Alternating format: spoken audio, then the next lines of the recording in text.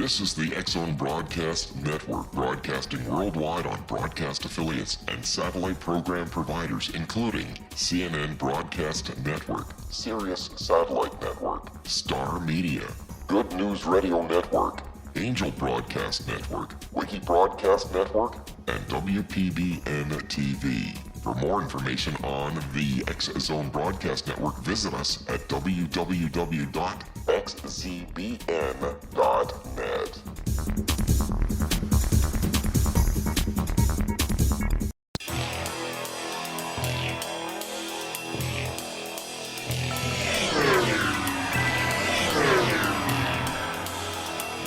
This is A Different Perspective with Kevin Randle.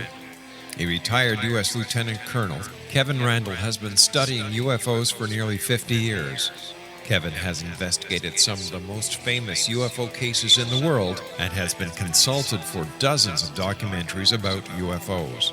Considered one of the leading experts into the Roswell UFO crash of 1947, Kevin has written more than 25 books about UFOs, including the recently published Roswell in the 21st Century. Now, here is the host of A Different Perspective, Kevin Randle.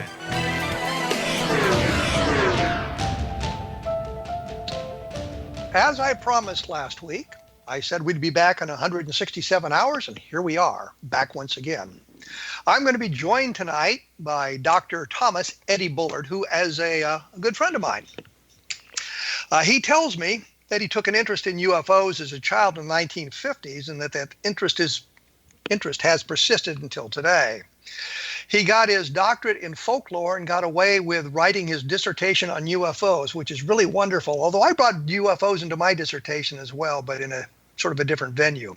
He then went on to collect accounts of the 1890s phantom airships and write a comparative study of UFO abductions. And we'll get into both of those things here later on. He has served on the board of QFOs and the Fund for UFO Research, and in 2010 published his book, The Myth and Mysteries of UFOs, that explores the interactions of our ideas and beliefs about alien visitation and other world beings with the human experience of UFOs, which is not to say he's calling all of UFO sightings or myth. It's just bringing all of that mythology to the forefront and understanding how it interplays with the sightings of UFOs. He is currently participating in a collaborative effort to go back to the basics and study the phenomenology of UFOs as a physical phenomena, and also write a book about the phantom airships. And I laugh about that simply because I'm trying to do this wonderful introduction here, and there's all these big words that I have to pronounce properly, and I find myself always stumbling through these explanations. But I thought I did that one pretty well, as a matter of fact. Eddie Bullard, welcome to A Different Perspective. Hello, Kevin. How have you been? Good to hear from you again. Yeah, I was going to say, how have you been these last few years that we haven't talked? I've been very good. I see you're doing well, like I've seen your latest book. It's a good one. Thank you. That would be the Encounters in the Desert, the Socorro case? Yes, Socorro case. Have you actually read the book, or just seen I it? haven't gone through it in detail, but I just got it a few days ago, actually, and I've looked through it, and it looks like a very impressive study of the events. Well, thank you very much. I appreciate those kind words, and I liked your book too, as you know, when I wrote the review of it a couple of years ago. Yes. In your biography, we talked a little bit about the 1890s phantom airships. This would be the great airship of 1897, I think, that we've all talked about. Right. And a couple of weeks ago, I was talking to a number of people about some of those sightings, and I had mentioned the Alexander Hamilton sighting, the great calf napping, which might be the first recorded cattle mutilation by an alien spaceship type thing. And I know that you've studied that at length, and I know Jerry Clark has studied that at length. Can you give me a encapsulation of that sighting so we can kind of jump off from there? Yes. This was in the middle of April of 1897. Reports of airships had been coming in since November of 1896, and they'd moved into the Midwest in April, late March and April. And Kansas was one of the states that had been visited very heavily. And there's this local story that came up that this farmer, Alexander Hamilton, who'd been a state legislator and was otherwise, a very solid citizen.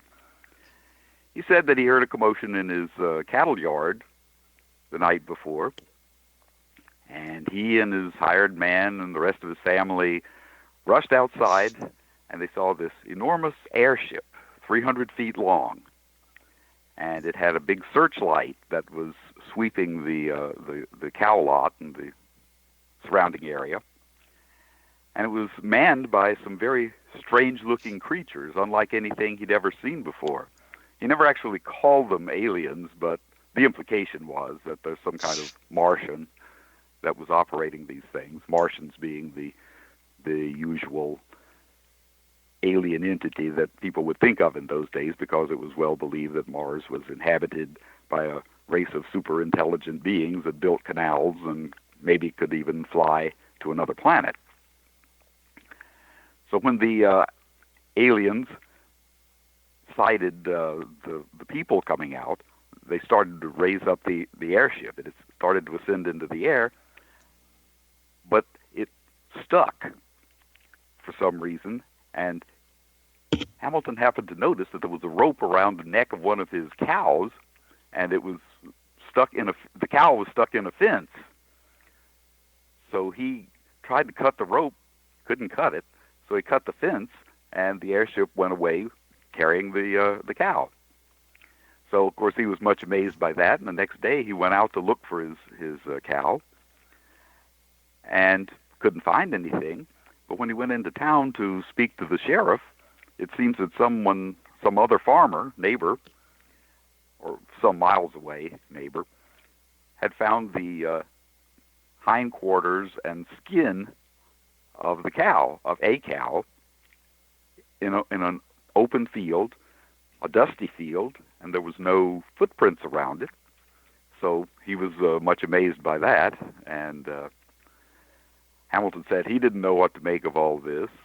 The newspapers had a great deal of fun with it. There was the Kansas City Times wrote a poem, something like, swoops down like bird of prey, grabs the beef and gets the way. Hamilton, who owned the veal, stands trembling by and sees the steel. Peruse the story, it's a beaut. You have this memorized? Yes. It was quite amusing. But is this the first sort of documented case of a spacecraft or a dirigible or whatever it was stealing a cow and eventually leaving the remains behind? There were several stories of airships that supposedly were, one was fishing, and it got a big fish that it dropped down onto a boat that was approaching it. But that's about the only one I can remember offhand of a cow being mutilated or stolen. Was Alexander Hamilton any relation to the guy that was killed in the duel by Aaron Burr? Do you have any idea? No, I don't think. I have no idea, but I very much doubt it. Well, there's another Alexander Hamilton who pops up in history, and I go off on a tangent here because periodically I do that. He was riding with Custer at the Washita when they attacked Black Kettle's village. Lieutenant Alexander Hamilton was killed in that. And I use the term battle loosely because it really wasn't much of a battle given what Custer had done and that sort of thing. True. But there are instances of Alexander Hamilton's, I guess, popping up in our history, and I was just curious about if there was any connection among those Alexander Hamiltons, I suppose. No, I don't think there's any connection in this case. I think, or the only connection would be that he's a famous person in U.S. history, and a lot of people named him after him, just like you have a lot of Southerners who are named, Robert E. Lee or something like that. Okay, so Hamilton is told about the mutilated remains of his cow. The newspapers are making fun of him. And I mean, if you go back and you read the newspapers of 1897, there were an awful lot of tongue-in-cheek articles written about this stuff. A great many. And in this case, we have some very good reason to think that the whole story was a hoax. But it popped up in UFO literature, I think, in the 1960s when Ed Ruppelt kind of pointed out that there were these stories from, at that point, just 50 years earlier. And it was accepted as an authentic tale. I mean, it was one of the better of the stories. And you could point to newspaper articles about the story. And you're saying now that it's probably not true or isn't true? Well, I'd say the evidence is very good that it isn't true. For one thing, an editor of a country newspaper wrote a letter to Hamilton asking him, is this really true? And Hamilton wrote a letter back to this editor, this was a week or two after, saying that I can't lie to a country newspaper editor. It might have been a firefly, at the end of a stick or something, and I didn't have my my eyesight's not what it used to be, and it might be something of that sort. So he was obviously saying that this was a fake. And Jerry Clark, when he researched this, found out that Hamilton was a member of a local liars club. Now, they would meet every Saturday and try to tell the biggest whoppers. And it consisted of the most respected men of the area, judges, lawyers, oil company representatives, businessmen, such like. They all signed an affidavit saying that they had known Alexander Hamilton for years and years, and that he was a fine and upstanding person, and they didn't think he would ever tell a lie. Well, let me interrupt here because I think we need to put everything in context here, because what needs to be understood is Hamilton didn't invent this tale out of thin air. There had been stories started in, I think, late 1896, about these airships, and they're all kind of what we would think of as an airship. I mean, lighter than aircraft and that sort of thing flying around the country. And they had been reported in lots and lots of newspapers. And if you go back to the 1897 newspapers, you can see lots and lots of these stories, most of which are really terrible. In one case, I remember they talked to the crew and they said they were on their way to Cuba to bomb the Spanish, for example. So it's clearly an idea that was a terrestrial crew as opposed to something alien. But these stories are all around the country, especially in the Midwest at the time Hamilton came up with the story. Right. Yes, they were almost daily in the major newspapers, and local people. Well, it was almost a matter of civic pride. If you didn't have an airship, you were just kind of a backward place. So people would go out and either fabricate a story or see something that they thought was an airship, or send up a fire balloon so that people could see them, and the paper could then say that, hey, our town's up to date, it's had an airship. But there were, I found probably 2,000 reports of these airships within, just a few months. So it was a very sizable wave. But most of them, people were they were actually seeing things. It was just mostly planets or fire balloons.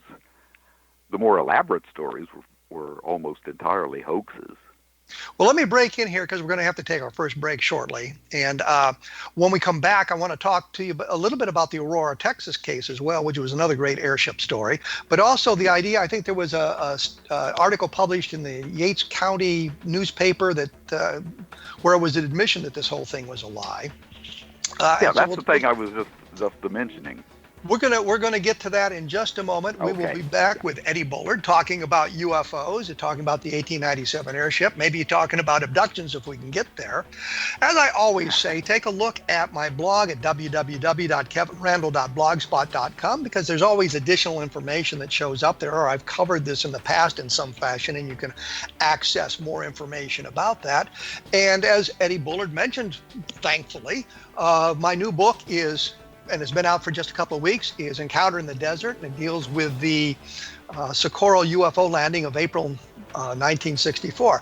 We will be back right after this.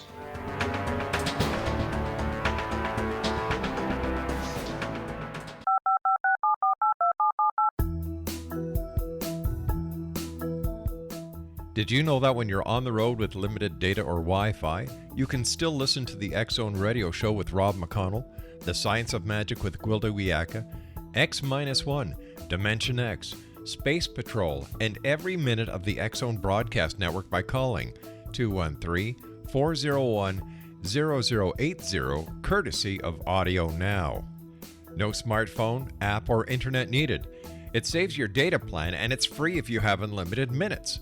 Call 213-401-0080 to listen on any phone, anytime, anywhere.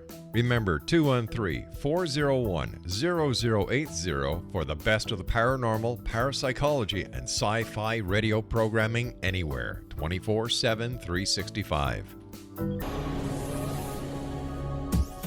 This is the X-Zone Broadcast Network, broadcasting worldwide on broadcast affiliates and satellite program providers, including CNN Broadcast Network, Sirius Satellite Network, Star Media, Good News Radio Network, Angel Broadcast Network, Wiki Broadcast Network, and WPBN TV. For more information on the X-Zone Broadcast Network, visit us at www.xzbn.net.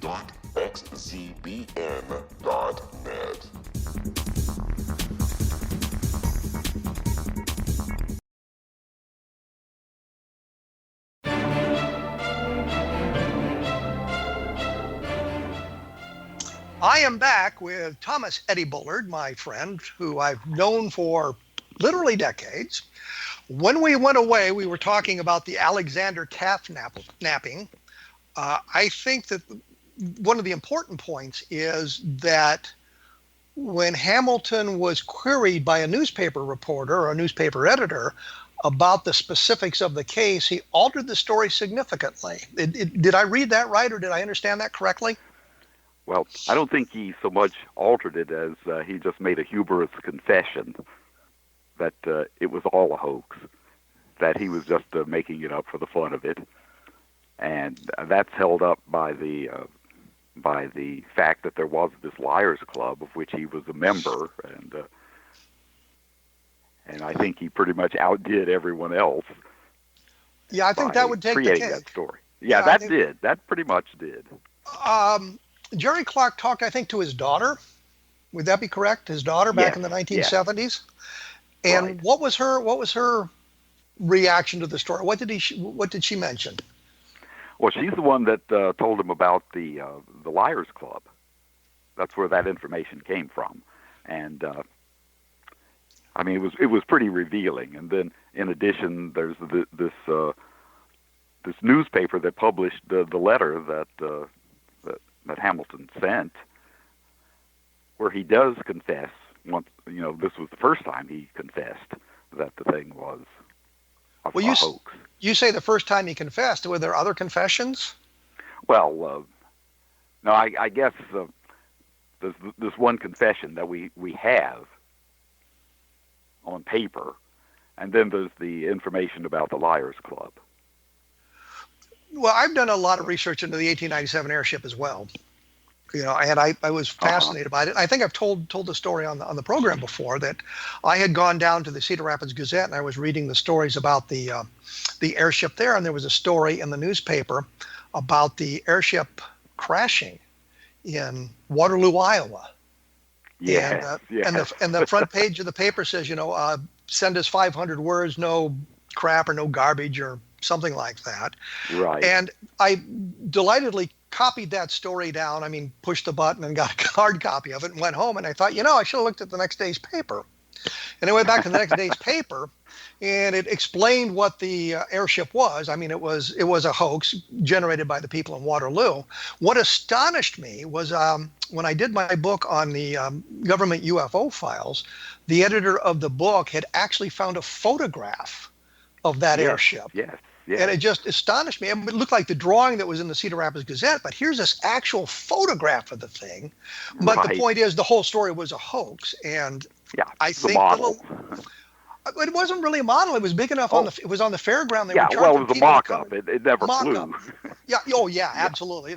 And the leader of the expedition had fallen off the airship and drowned in the Cedar River. All these really nice that story. They had some guy by the name of Feathers who claimed to be the passenger, and he was kind of crying over Professor Stormout, who fell overboard and was drowned. And people went off dragging the river. The stories that really have caught the fascination of the people, when I say ufologists and everybody else, was the Alexander Hamilton calf napping, and I don't know why I was hesitating over the name Alexander Hamilton, calf napping, and the other one was the crash of an airship in Aurora, Texas, in April of 1897, 1849. Yeah. I don't know. 1897, in April of 1897. I got it out there. Tell me a little bit about that story. Okay. According to this story, one morning, within a few days of when Hamilton told his story, an airship passed over the small town of Aurora, Texas, and it was obviously something wrong with it. It wasn't flying properly, and it crashed into Judge Proctor's windmill and exploded.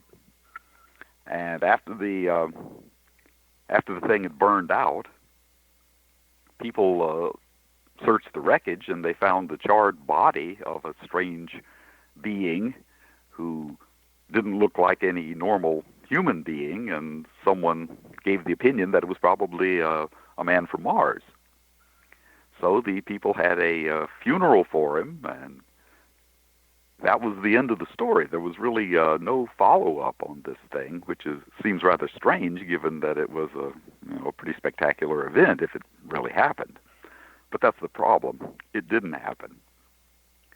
In those days, I was going to say one of the sources quoted was Captain T.J. Weems, I think, of Weems, of the Signal Corps. Yes, the Signal Corps. Back in those days, when you said Signal Corps, you're thinking intelligence. You're thinking CIA type things. Although the CIA clearly didn't. But I mean, the implication was he had some kind of secrety function there. But Weems wasn't a Signal Corps officer, was he? No, he was a blacksmith. And he lived in Aurora. And the whole story, it was published in one paper, the Dallas Morning News. Now, a lot of papers picked it up, but nobody else actually went to the site. Nobody else reported actually seeing it. That Cedar Rapids case, they were running special trains for people coming into town to see that mock-up airship. And you can find people writing letters that I passed through this town and saw the fake airship. So there were a lot of people. If it was a real thing, there was really something to see, and people flocked there, some from several states around, to see that thing, and wrote about it. But you don't get any of that for the Aurora crash. Now, that crash became famous in the late 60s when some UFO researchers went there to try to excavate the body. Actually, wasn't that in the 70s? Well, it might have been the 70s. And I say that because at the time, in the early 70s, late 60s, late 1969, I was stationed at Fort Walters, Texas, and I actually went to Aurora, Texas. And again, on my blog, www.kevinrandle.blogspot.com, I have a picture of Aurora, Texas, and what it really looked like at that time, and a couple of pictures of the graveyard, because I took photographs inside the graveyard. Yeah. There was a newspaper writer who had resurrected that story in the late 60s. And that gave, an interest that carried over for several years when I think an Oklahoma UFO organization decided they were going to go there and, crack the mystery. Unfortunately, they went to the graveyard and started digging without asking any of the residents, and they didn't like that. They soon found themselves confronted with shotguns and such like. And never did get to excavate that grave, although the question is, was there ever a grave at all? Well, there's a number of people I've seen on I'm going to say YouTube, but I'm not sure it's up on YouTube, videos who were interviewed in the 1970s. I mean, people who were alive in 1897, they're children at the time, clearly. So they were 75, 80 years old when they were interviewed, that claimed that they had seen the airship and seen the wreckage. What about those kind of people? I remember there were 3 of those. One of them said he saw the airship but he wasn't in town. He was somewhere out of town. He was about 4 years old and with his father. And his father went to town and came back saying there was a lot of talk about it, but he didn't say anything about actually seeing it. And there was another man who was clearly pretty senile by that time, and he might have said something, but it didn't sound very much like he actually saw the thing. And so I'm not too convinced that these people who claim that they saw something, or at least ufologists said they saw something, are really accurate. Well, let me put my spin on this now, because I was there, and I was thinking about this earlier, and it must have been in 1971 that I was there, and I talked to a lot of those people there, and I talked to the people at the Wise County Historical Society, and Aurora's in Wise County. Right. And I talked to a number of those people, and there was one guy with these really gnarled hands that I guess was rheumatoid arthritis and whatnot. Yes.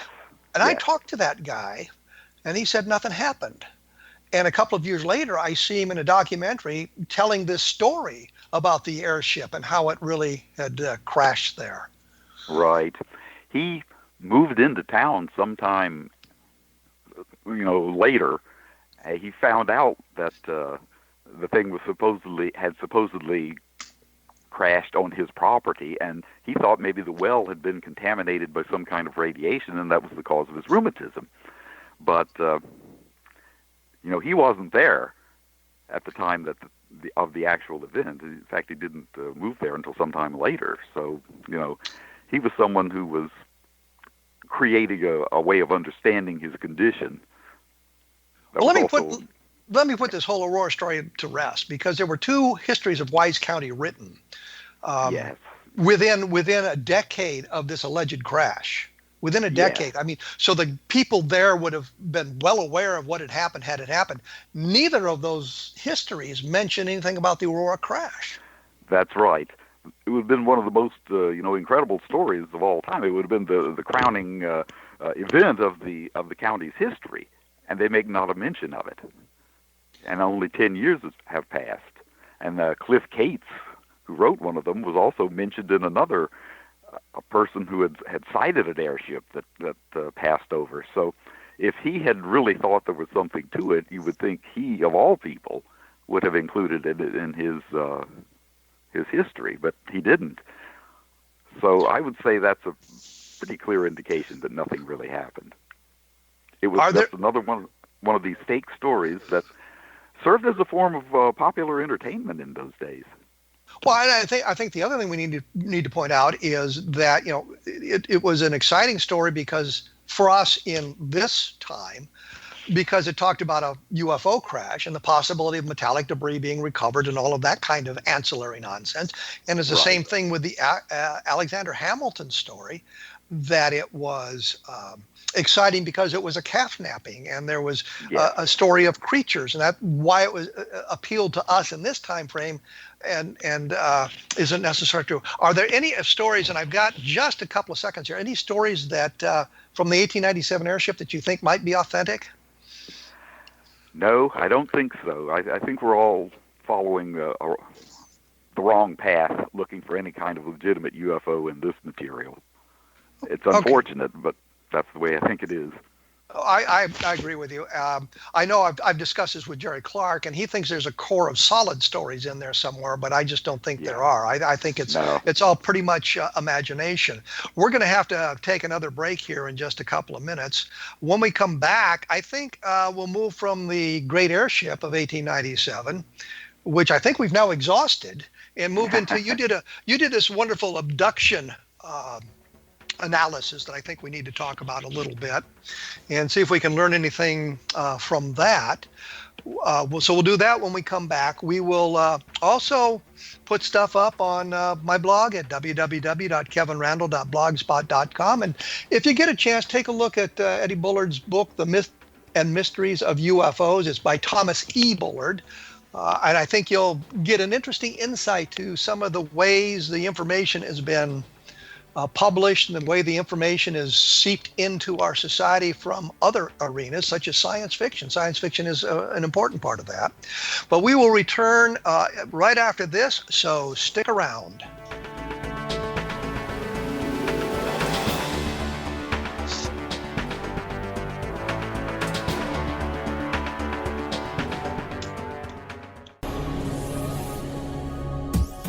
This is the X-Zone Broadcast Network, broadcasting worldwide on broadcast affiliates and satellite program providers, including CNN Broadcast Network, Sirius Satellite Network, Star Media, Good News Radio Network, Angel Broadcast Network, Wiki Broadcast Network, and WPBN TV. For more information on the X-Zone Broadcast Network, visit us at www.xzbn.net.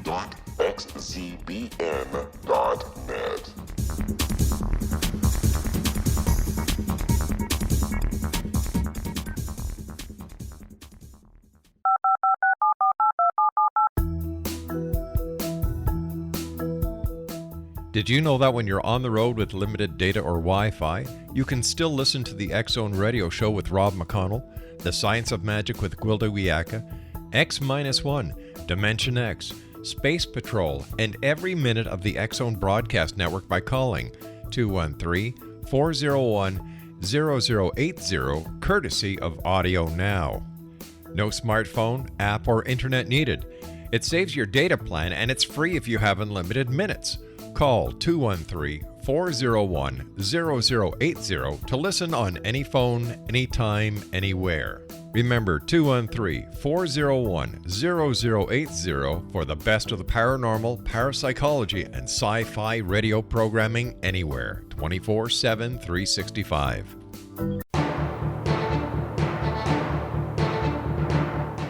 Well, unbelievably, I've annoyed Eddie Bullard, and he stomped off the phone, and he's gone. No, I'm just making that up. I wanted to do something different than just saying we are back, which everybody does. Take it a little bit different. I don't know. Just gone insane here.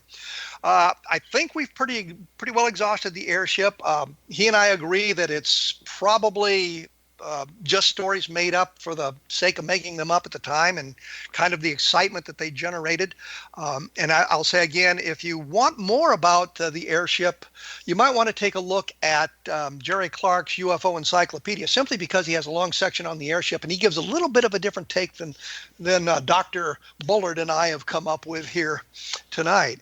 The other thing I wanted to talk about, and I did a book with Russ Estes' Bill Cohn called The Abduction Enigma, which offended practically everybody in the UFO community in some fashion, and offended the homosexual community and offended straight people, just offended everybody as near as I can tell. But the point was, we were looking at the abduction phenomenon, I guess, with a little bit different eye. But one of the sources that I went to that I found that was very important was this two-part study, or this two-volume study that Eddie had done on abductions for the Fund for UFO Research. Tell me a little bit about that study. In the early 1980s, the Fund for UFO Research was interested in getting someone to catalog and do a comparative analysis of the abduction reports that had been published in the literature up to that time. Things were just kind of getting started with abductions at that time, but there was still quite a number of cases scattered through the literature. So I went around, gathered as many as I could, and I came up with close to 300, which I thought which actually surprised me. I didn't think there was nearly that many at that time. Now, these were not necessarily full reports. They were suggestive of abduction in some cases, and others were well researched and pretty elaborate. So what I came up with was several groups of cases. I mean, some just didn't have enough information to be of much use. But there were about 103 that were well researched and that seemed to be reliable, at least in the sense that somebody had investigated them, somebody had at least met with the witnesses and got a positive sense from them that they weren't, making a joke or were mentally stable.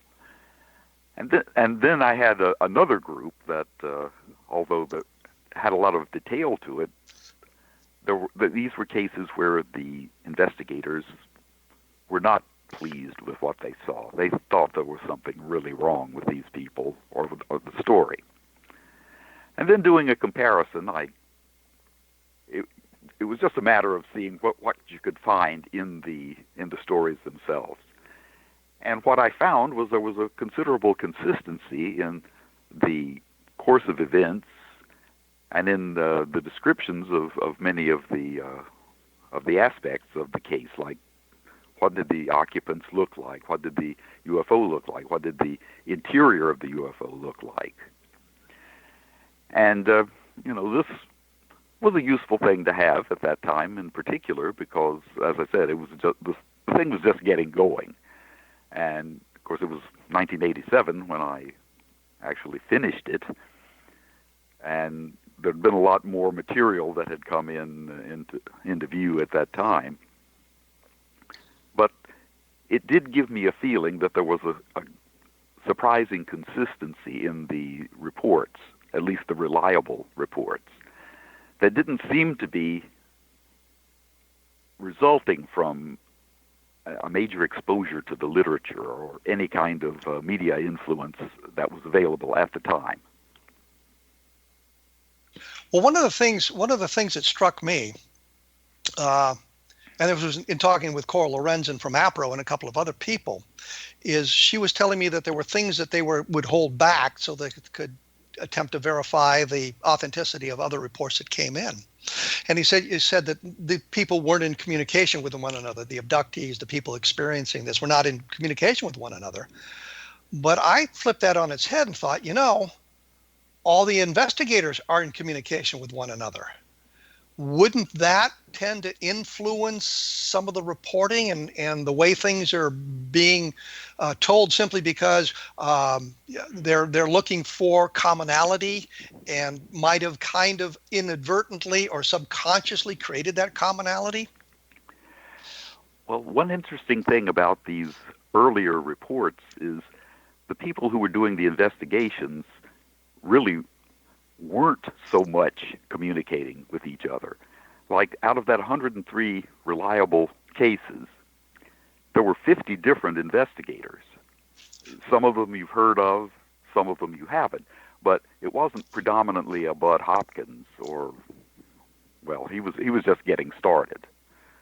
And, well, Leo Sprinkle had done a number of cases, but you just didn't have the kind of familiarity that you would have now, the kind of communication you would have. There might be some of that, yes, but with, at least at that time, you would have less. Well, now, it's not to say that... Go ahead, I'm sorry. Go ahead. Now, it should be said that they're probably not as consistent as they have become. Not all the aliens were, the short gray types. There was a considerable difference, but not as much as I thought there would be. And the thing is, when you go to the unreliable cases, they're all over the place. You get all kinds of different descriptions, courses of events, but the reliable cases are much more coherent, much more alike. That's one thing that struck me. Well, one of the things that I noticed, and I've investigated a couple of these cases early on, and I think the Pat Roach abduction of 1973, yes. I am now convinced in today's world that was an episode of sleep paralysis as opposed to alien abduction. Yeah. And did you find anything like that? I mean, terrestrial explanations. Clearly, Pat Roach is relating to me and to Jim Harder, the events as best she could, especially under hypnosis, and we now understand the problems with hypnosis. Right. But the thing about it was well, as I'm trying to say, she believed what she was saying. She believed it was alien, but I am convinced it was sleep paralysis based on the symptoms of sleep paralysis. And I know when you were doing your research, that really wasn't a factor in that. But looking back on it now, can that be a reliable explanation for some of the cases as opposed to all of them? I think it definitely is, yes.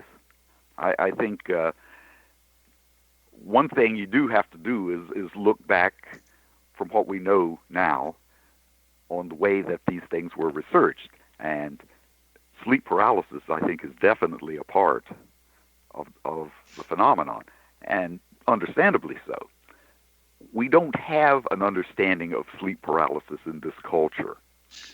In many other cultures, they have an explanation for it. It's like in Newfoundland, it's called the old hag, or Japan and China each have terms for it. We don't have that. And anybody who has the experience is going to be very frightened, and they're going to have no understanding of it. So they're going to reach out for something that says, hey, I'm not crazy, this really happened.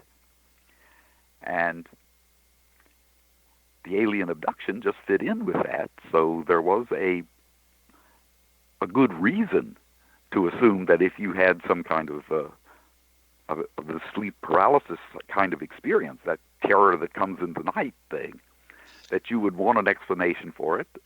And alien abduction, why not? Well, I'm going to go back to something else I kind of touched on. And this is my observation with working with Jim Harder, especially on this case, was that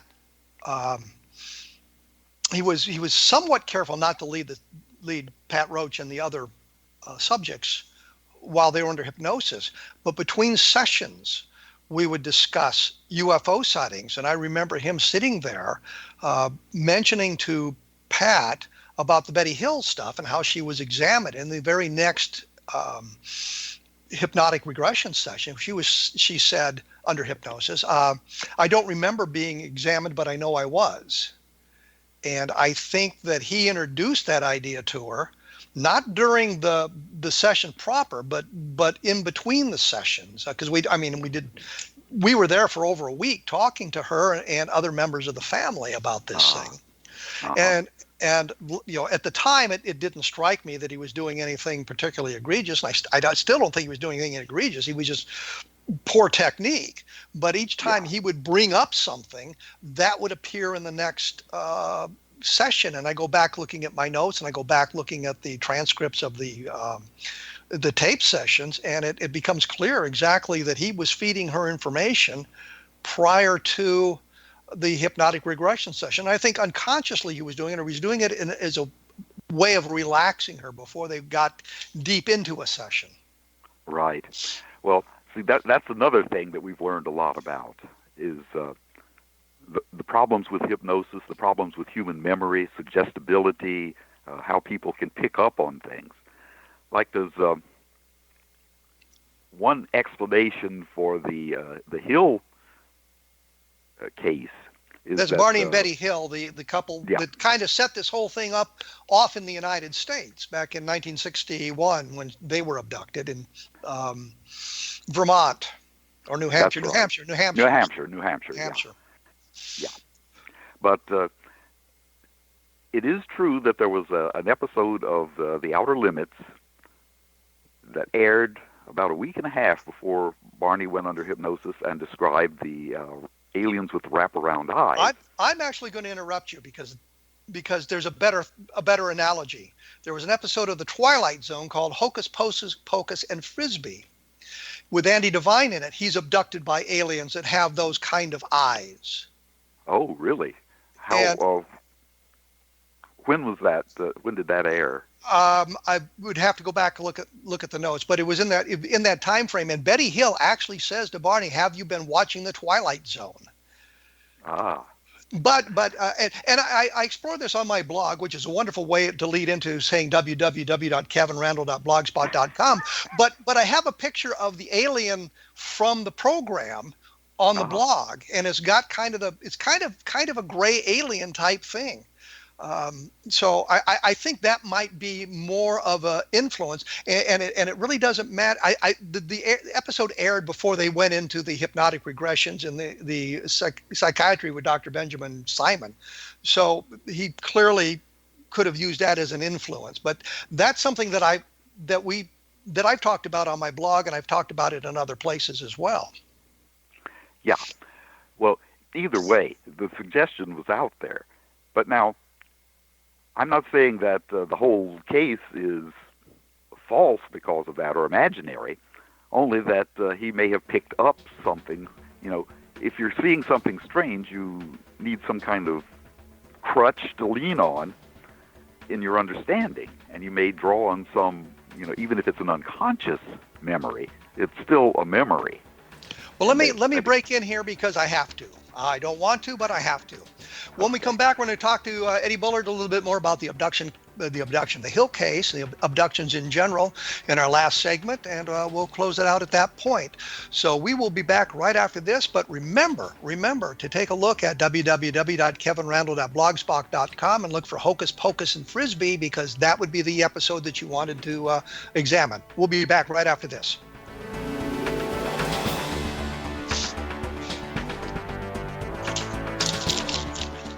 The Earth is under ever-increasing pressure from untenable lifestyles and growing populations. Yet, viable answers seem in short supply. What if I told you there's an ancient form that can empower you to take charge of your life?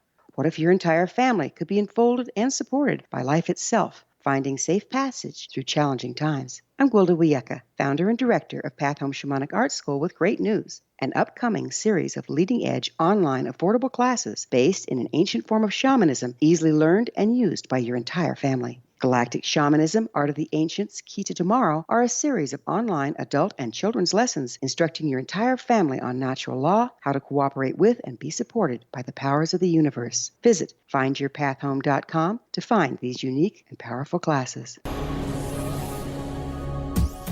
This is the X-Zone Broadcast Network, broadcasting worldwide on broadcast affiliates and satellite program providers, including CNN Broadcast Network, Sirius Satellite Network, Star Media, Good News Radio Network, Angel Broadcast Network, Wiki Broadcast Network, and WPBN TV. For more information on the X-Zone Broadcast Network, visit us at www.xzbn.net.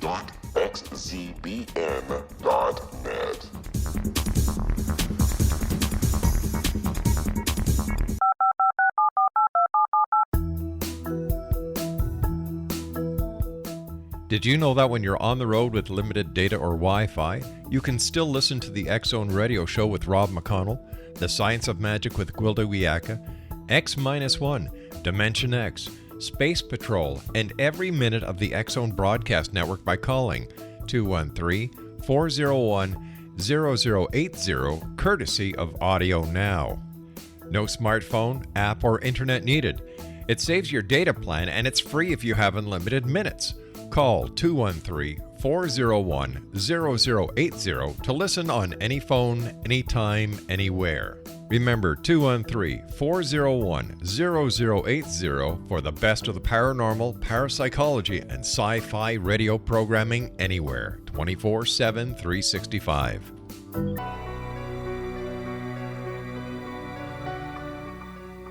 I am joined by Eddie Bullard, Dr. Bullard, whose book, by the way, as I failed to mention as often as I should, The Myth and Mystery of UFOs. It's interesting study of the UFO phenomenon. Doesn't really conclude that all UFOs are myth, but brings in the influences of other genre. And we were kind of talking about that when we went away, talking about how it's possible that the Outer Limits, and it was the Bolero Shield, I believe, is the episode, and the Twilight Zone suggested maybe the look of the alien creatures to Barney Hill. But I point out that in The Interrupted Journey, which was the book done by John Fuller, Betty Hill gives a description of the alien creatures at the end where she talks about them having big noses like Jimmy Durante. And we now see the illustration of the Hill creatures, the Hill aliens, having no noses. And that would suggest an influence from science fiction or that kind of thing. Did you see a lot of that in the abduction study you did? I think most of the influences probably come from the UFO literature or expressions of what people have seen. whether it's on the news or something like that. Well, John Mack said something. He said it to us when we were doing our research, and by us I mean Russ Estes, Bill Cohn, and me. He said it on camera, and it's in the book Close Encounters of the Fourth Kind by Bryant, who was at the MIT conference about abductions. Yes. And he said there was a curious matching between the abduction researchers and the abductee stories, meaning that Bud Hopkins seemed to get cold calculating aliens. John Mack got the aliens with an Eastern philosophy, and David Jacobs got aliens that were bent on invasion, I guess, creating high beds to take over the United States. Doesn't that suggest that there's an awful lot of influence by the abduction researchers into the way the stories are being told? It certainly does, and I think you've seen that more and more as things go along. I was more impressed by the coherency of those very early reports when it wasn't as obvious that there was such influence. There may have been some, but I don't think it's as nearly as considerable as it is now. I mean, certainly we had the Close Encounters of the Third Kind movie showing the familiar gray type alien, and it obviously had a huge influence. At least everybody who thinks about an alien now thinks pretty much of that rather than the little green men of the 1950s, say. Doesn't that observation hold for the United States, but not necessarily the rest of the world? Their abductees are seeing some other things. That's true. They do have more variety now. They're in the earlier period. The reliable stories weren't that different in many cases. I mean, it's not that big a sample to begin with. I admit that, but it did seem like there was a little more consistency. But then they've had kind of the gray type of alien, not necessarily gray, but the small dwarf humanoid. That goes back to 1954, and it's been around for a while in Europe, certainly. Well, the prototypical UFO abduction is in a movie called Killers from Space from, I think it's 1954, which is what sparked that memory with our good friend who was the father in My Friend Flicka, whose name escapes me at the moment for some bizarre reason. Peter Graves. Okay. But I mean, it's got the big-eyed aliens, and they're from a dying planet. They're human-sized and humanoid. They're not really little gray aliens, but an awful lot of that abduction with the scar on his chest is unexplainable, and the missing time episode. I mean, it's all laid out in this movie, Killers from Space, which is really awful. The movie, by the way, it's really an awful movie. Yeah, it is. But it does have a lot of those ideas and imagery. There's no question about that. But that suggests a real influence from science fiction on these kinds of stories, and I mean that really hasn't been. Yeah, I would agree that there has been enough. Of course, the problem with science fiction is you've got all kinds of potential influences. I mean, you can go back to the 20s and 30s, and you can see, sort of some evidence of the present alien. But there's also, dozens of other types that haven't become popular for some reason. But I would still agree that there definitely seems to be a lot of influence, and it seems to be getting more and more. Though I think you've got enough, especially with say like Whitley Strieber, you've got a lot of internal, UFO related influences. Well, are there abduction accounts that you think are actual alien abduction accounts, or are they all kind of based in a terrestrial cloak? Well, I think that there are some cases that are remarkably suggestive that something really happened. I would even go with the Hill case on that. But when I talk about a mythology of UFOs, it's our ideas that we impose on that. whatever happened to them, we're putting something more onto it, something, our beliefs, influences that we've had from other elements of culture. These things shape what we see, what we think we see, and how we describe what we see. The stories we tell are, in a sense, mythical, even when they're based on truth. Well, didn't Betty Hill have an interest in UFOs prior to the abduction? Yes, she did. And she, had a lot of, took even more interest after. Well, wasn't there, there's a letter, and I think this is an important point because it shows some of the things they've done in UFOs, or ufology. She sent a letter to Don Keyhoe, who was the head of the National Investigation Committee of Aerial Phenomena. And when that letter was first published, there was a line left out of it where she suggested hypnotic regression. And that we've now got the whole letter so we can see that suggestion was made by Betty Hill. But doesn't that kind of harm, I guess, the idea of alien abductions because we see the manipulation of the information? Well, there again, I would think that she was just simply mentioning something that was kind of common psychological practice in those days. And Benjamin Simon, the psychiatrist, was certainly a respected one, and certainly did know how to use the technique. I'm still troubled by the use of it, but I don't think it necessarily destroys the prospect that there is a real event there. No, I'm not suggesting that at all. I'm merely suggesting that Betty Hill was, I guess, in tune enough with what was going on around her in the world of UFOs and other things that she suggested hypnotic regression. And for some reason in the earlier accounts, her suggestion is left out of the accounts. And I think that is something that we got to plug back into the story. Yes, it is. But there again, I don't think she was thinking so much that there was a real, something that interfered with her memory, unless it would be something that was so frightening or strange that it might be repressed. I don't know why she would suggest it, except that it was a common practice in those days.